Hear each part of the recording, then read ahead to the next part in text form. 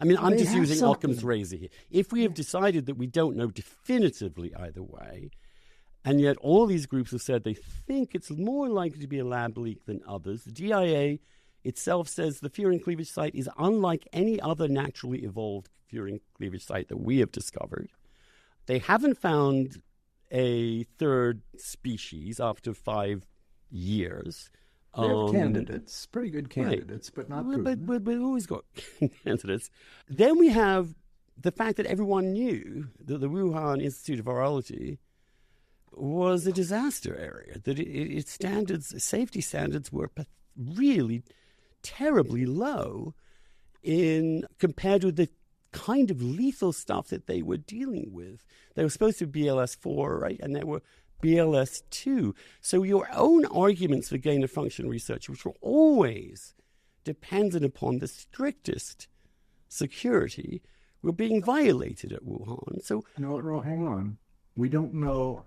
Here's another place, I think, where the recent book about in the wake of COVID got sloppy about definitions. And this is really important, Andrew. When people throw around terms like gain of function, you have to be really clear about what is the context that you're using that particular phrase, because that is a term of art with a very, very specific meaning if you're talking about a dangerous pathogen.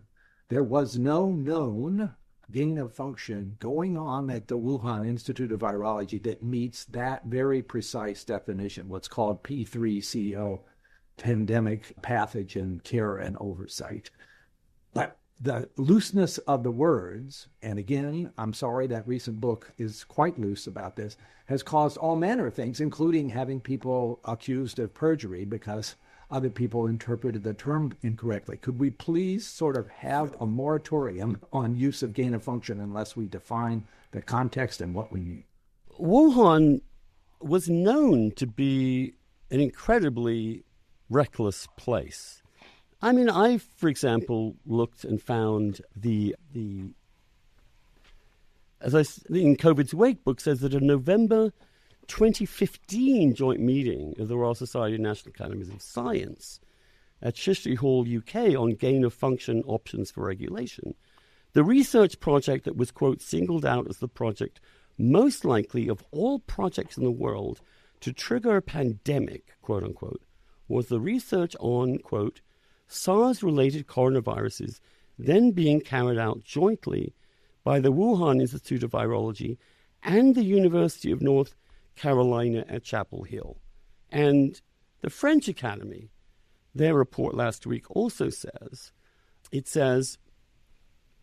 while the report stresses this is only a theory, the French institution believes there is, quote, a body of facts and arguments, quote, supporting it, particularly a project involving the Wuhan Institute of Virology and U.S. teams, which may have resulted in the global pandemic. That's the French Academy of Medicine saying that the United States might have played a part in creating COVID-19 because there was a contract. They contracted out gain-of-function research to UNC through this group called EcoHealth through Peter Daszak that were cooperating with Wuhan on experiments on gain-of-function research into bat coronaviruses. Is that not true or is that true? Well, parts of it are true. Again, it's going to come back to this very important issue of defining what you mean by gain-of-function research. None of what was in the contract with EcoHealth at its original issuance would meet the definition, a very important term of art definition, that was requiring special restriction in terms of how it would be overseen, what kind of special facilities would be needed. That is this P3CO, which was the definition adopted by the U.S. in December of 2017. And P3 is a potential pandemic pathogen. It has to be highly transmissible and capable of wide and uncontrollable spread in human populations and highly virulent and likely to cause significant morbidity and or mortality in humans. The viruses that were being studied at that point were retrieved from bats in bat caves, and they did not have the known potential to infect humans at any point during the course of that contract study. So again, because it's really important here that we don't use gain of function carelessly. I think in this instance, it would be fair to say, yeah, this was research that required close attention, but it was not in that space that normally, after many years of public discussions between 2013 and 2017, led to a requirement for extremely stringent oversight.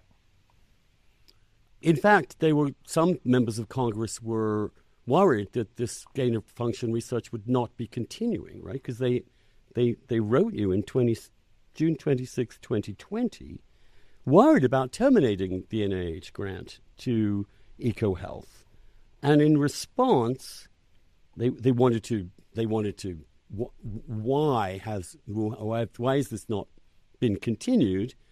And then the NIH Associate Director for Legislative Policy wrote to you and Lawrence Tabak and other top NIH officials, quote, "We're going to draft a response to the letter that doesn't actually answer the questions in the letter, but rather presents a narrative of what happened at a high level, ending with the reinstatement of the NIH's grant, including its subcontractor, the Wuhan Institute of Virology. Quote, I'm hoping to run out the clock, unquote.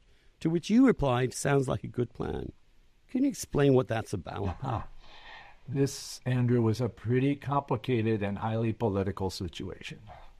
That EcoHealth grant was effectively terminated by a charge to do so from the White House at a point where scientifically the justification for terminating it was not at all clear.